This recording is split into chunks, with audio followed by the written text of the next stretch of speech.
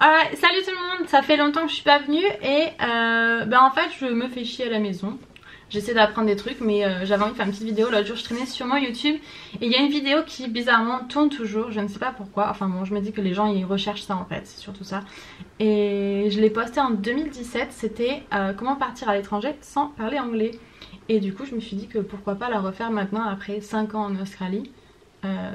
Voir l'évolution quoi en gros. Donc je sais même plus ce que je disais sur cette vidéo, je l'ai même pas regardé. Mais en gros pour ceux qui ne me connaissent pas, donc je suis arrivée en Australie il y a 5 ans. Je viens de France, voilà, pas trop compliqué. Donc ce qui s'est passé c'est que je devais aller en Australie pour voir mon frère et faire un an de visa. Juste comme ça pour changer de vie parce que voilà en France je me sentais pas moi-même. Et voilà j'avais envie de renouveler les liens avec mon frère, donc j'avais décidé que j'irais à Sydney. Et juste avant de partir en fait il se trouve que j'ai rencontré un Australien en France. Ma destinée, je pense toujours que c'était ma destinée, oui. Bref on a fini par sortir ensemble tout ça et au final il venait de la même ville donc ce qui est plus facile. Je me dis que j'ai vraiment de la chance parce que je l'ai rencontré en France. Il venait et il allait retourner exactement là où j'allais en Australie donc voilà c'était parfait. Donc au moins je pouvais avoir mon copain et mon frère. Et du coup ça a changé un peu l'expérience que j'avais prévue, c'est-à-dire j'avais prévu de, je sais pas, d'avoir un van, de rencontrer des gens, d'apprendre l'anglais dans des backpackers et tout. Et au final je me suis retrouvée dans une famille australienne à parler donc apprendre l'anglais avec eux. Donc c'est en fait mieux, plus difficile je dirais mais mieux. Pas plus difficile mais genre il y a eu des moments quand tu te retrouves à table, je me rappelle, pendant longtemps je me suis sentie très seule quoi. Et les soirées, lui il avait ses potes et tout, moi j'allais, j'étais toujours la fille différente. Alors non seulement j'étais brune parce que tout le monde est blanc, j'avais des tatous, genre un style vraiment différent des autres, des piercings machin. Et en plus de ça, je suis française. Donc en fait ça m'a pas forcément aidée. Genre je me suis toujours sentie différente et tout ça. Mais je dirais que du coup ça m'a pris 5 mois... ou vraiment 5 mois où je me suis sentie seule. Après ça allait mieux, je commençais à parler. Et au bout d'un an et demi, je pense que j'ai réussi à être un peu plus moi-même.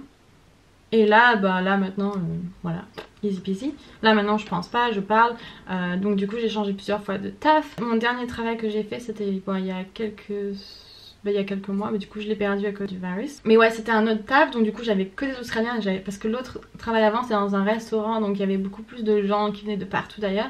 Et mon dernier taf c'est une marque de fringues australienne, que des Australiens, et j'étais dans un bureau, tout ça, parler au téléphone, écrire des mails. Donc ça a été un peu plus challenging. Il y a eu des moments où je me sentais un peu genre oh fuck. Mais en général ça a été, et je suis vraiment contente de l'avoir fait parce que tu vois je devais contacter des suppliers pour je sais pas, pour faire des trucs et tout, et du coup je vais le faire donc c'est bien, je me suis forcée à faire ça. Et non j'ai plus de job mais bon je me sens plus en confiance si tu veux pour trouver un autre job dans le même style, et c'était quelque chose qui avait un lien avec ce que je faisais en France avant, donc c'est vrai que c'est mieux maintenant d'avoir une expérience en Australie pour prouver que je puisse le faire, que je peux le faire. Et ouais donc mon anglais on va dire après 5 ans ça m'arrive toujours que ça m'arrive tout le temps d'ailleurs qu'on te dise ah tu viens d'où, parce que direct tu parles, t'as un accent, les gens te demandent tu viens d'où tu vois. J'aimerais bien qu'un jour on arrête de me dire ça, mais d'un côté ça fait partie de moi j'imagine, donc voilà. Mon accent il est toujours français je dirais, mais apparemment d'après ce que les gens me disent, et d'après en fait ce que j'entends aussi, c'est vrai que j'entends des français qui parlent, je me dis que mon accent il est pas aussi français, mais tu peux savoir que je suis française. Voilà, c'est pas parfait, et je pense pas qu'il sera parfait un jour. Il y a des gens, j'ai entendu des français parler super méga bien anglais et j'étais là waouh. Mais je pense pas que ça arrivera. Je pourrais mais non je pense pas. En fait je parle souvent en français parce que je parle avec des amis, j'ai mon frère qui est ici. Je parle avec ma famille au téléphone. En général je traîne maintenant avec des Canadiens et des Australiens. J'ai aussi des amis du sud d'Amérique. Donc eux ils ont plus un accent espagnol. Et puis après les Canadiens ils parlent pas comme les Australiens, et du coup comme je traîne beaucoup avec eux mon anglais a un peu changé. Comme c'est un anglais différent, c'est vrai qu'ils disent pas les mêmes mots. Et voilà, bon bref du coup ça fait que ton anglais il change un peu. Tu prends un peu de tout le monde.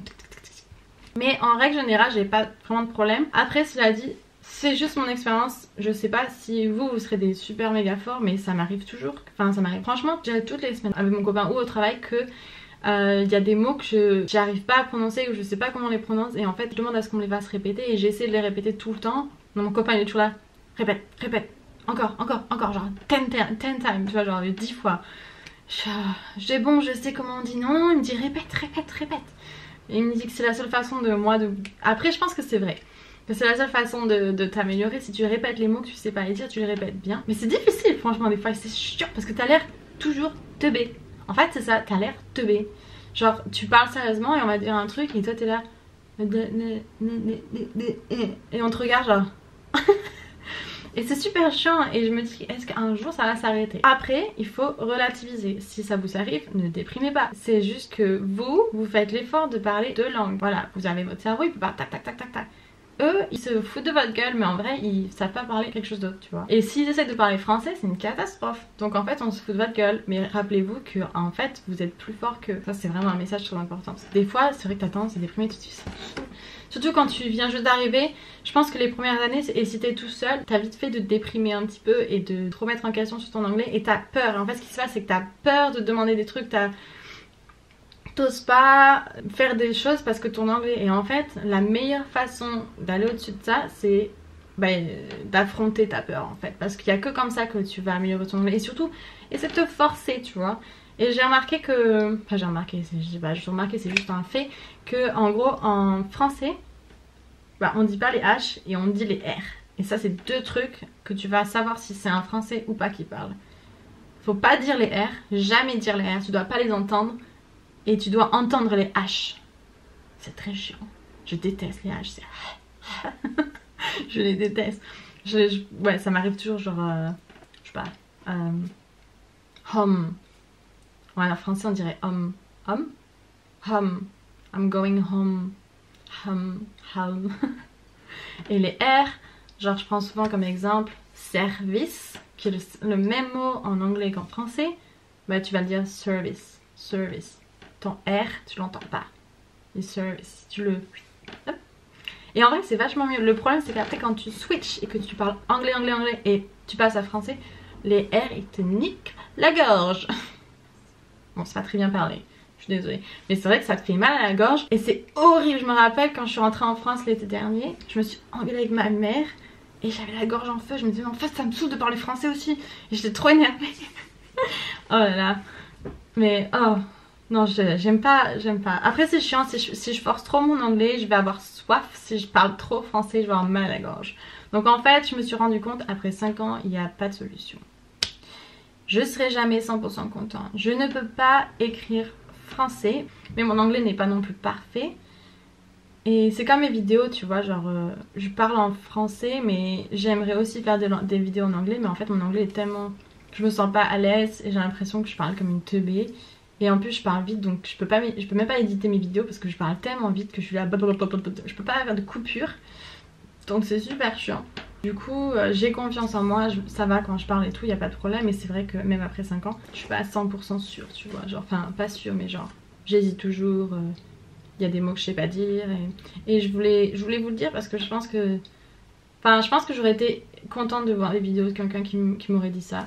Parce que bah oui, il faut pas déprimer en fait, tu vois. Je sais pas si un jour ça partira dans la mesure où tu vois mes enfants seront australiens, mais je me dois de leur parler français. Donc en fait je vais devoir me forcer à parler français. Donc en fait je vais un peu sacrifier mon anglais si tu veux pour mes enfants, ce qui est vachement sympa. Mais pour ma famille je voudrais que mes enfants puissent parler enfin avec mes parents tu vois, parce que voilà c'est pas très sympa. Mais je me dis que ça va être chiant parce que ouais mon anglais risque pas s'améliorer quoi. Mais bon, et mes enfants à la fin parleront mieux anglais que moi. Ça craint. Mais bon, en général, voilà, ne perdez pas espoir et la vie est belle, continuez. Et je vous conseille de partir à l'étranger même si vous ne parlez pas anglais, mais essayez d'avoir des bases. Et surtout rencontrer des gens et vous forcer à parler avec des gens. Et je peux vous dire que je suis tombée amoureuse et j'ai eu une date en français, anglais et je l'ai fait. Genre je pouvais même pas parler avec mon copain, tu vois, mais on a réussi à parler. Pourtant c'est que quand tu veux communiquer, tu peux communiquer. Faut pas avoir peur. Tu sais avec les mots, si tu veux réserver un hôtel ou peu importe ce que tu veux faire en gros, c'est vraiment une pétition bizarre. Peu importe ce que tu veux faire en vrai, si t'as la gesture et tout. Après c'est vrai que le téléphone, Ça m'a mis un petit moment. Je pense il m'a fallu une bonne année avant d'être vraiment en confiance avec le téléphone. Je me rappelle ma première conversation au téléphone, elle avait duré 3 minutes et j'étais trop contente. Genre, waouh, j'ai parlé à la merde pendant 3 minutes, trop bien au téléphone. Et j'ai tout compris. Mais ça, c'est une évolution. Mais déjà, si vous voulez partir de chez vous, franchement, faites-le. Et forcez-vous, surtout forcez-vous. Et ne faites pas les feignants. Essayez vraiment de travailler votre anglais parce que vous voyez, le français il est vraiment plat quand vous parlez, alors que l'anglais il va être un peu en, tu vois, un peu plus en zigzag. Genre la façon de parler, il faut plus exagérer. Alors c'est très chiant, mais je pense que le mieux c'est de se... Je me suis forcée un peu au début de, tu vois, genre à dire les... Genre tu vois, ils vont dire oh, it's amazing! Oh my god! You know, oh my god! Si tu le dis en français, dire oh my god, oh my god, oh my god! Tu vois. Voilà, bon, en gros si tu parles plat ça marche pas, il faut que tu fasses des zigzags, genre did you work today, did you work today, et si tu vas te dire en français va bien, did you work today, did you work today, did you work today. Et en fait si tu fais pas les petits zigzags, petit clin d'œil à Mel d'ailleurs pour la semaine dernière on en a parlé, si tu fais pas les zigzags les gens ne comprennent pas ce que tu dis et ils sont là, what? Did you work today? What? Did you work today? Oh yeah! I did. Cool. Sure. Bref, c'est trop chiant. Mais je vous jure que c'est vrai. Si tu parles plat, ils comprennent pas. Si tu dis les R et si tu dis pas les H et que tu dis les R, ils ne comprennent pas non plus. Et t'as l'air débile. Il y a aussi des lettres qui vont appuyer la lettre. La lettre va être très longue. Did you work today?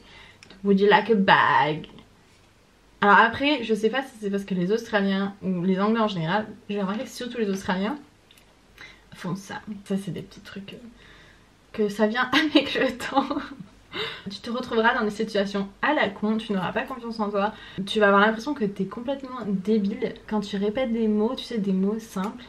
Mais genre par exemple, moi je peux pas dire Coca-Cola. Enfin je dis Coca-Cola, mais en Australie ils disent un autre mot, ils disent C-O-K-I, K-E. Mais si je le dis moi, ça va... En fait ça veut dire deux choses. Ça veut dire du Coca-Cola ou ça veut dire une tub. Tu vois, je vous le dis comme ça. Mais si moi je le dis avec mon accent, je vais toujours dire une tub. Ça veut dire, ah, est-ce que je pourrais avoir une tub? Non, est-ce que je pourrais avoir un coca? Parce que nous en français on va dire coca, mais eux ils vont dire croc. Croc. Je ne sais pas le dire. Bref, ça fait genre des années que j'essaie de le faire, je n'y arrive pas. Donc du coup j'ai complètement abandonné. Donc en fait j'ai l'air con à chaque fois que je commande un Coca-Cola, ce qui est très rare d'ailleurs. Mais je vais dire, ah, est-ce que je peux avoir un Coca-Cola? Et je suis la seule qui dit Coca-Cola. Parce que si je dis un Coca, ils comprennent pas. Mais si je dis l'autre mot, ils ne comprennent pas non plus. Ils me regardent genre. Donc je ne le dis pas. Voilà. Mais il y a des petits mots comme ça que tu ne pourras peut-être jamais dire. Mais c'est pas grave. Tu pourras en dire d'autres. Surtout apprends un autre vocabulaire. Si tu n'arrives pas à dire un mot, apprends un mot qui veut dire la même chose que tu peux dire. Soit tu peux, tu vois. Voilà, c'est tout ce que j'avais à dire. Bon, si vous avez des questions après 5 ans en Australie, je serai contente de vous répondre. Les visas, les machins, on s'en fout. J'ai déjà répondu. Maintenant c'est fait, je ne veux plus parler de visa s'il vous plaît. Parce que je suis fatiguée de ça. Maintenant voilà, c'est fait. Et voilà. La vie est belle. Donc j'espère que vous avez un bon confinement. Nous en Australie c'est plutôt pas mal. On va quand même à la plage. On va pas se le cacher. Bon maintenant il fait froid donc on n'y va plus. Mais voilà, donc on n'est pas trop mal ici. Et je suis contente d'être ici. Et je suis contente d'avoir un anglais pas terrible parce qu'en vrai c'est pas grave, ça fait qui je suis. Et ne vous en faites pas pour ça. Voilà, on se voit bientôt. Bisous bisous.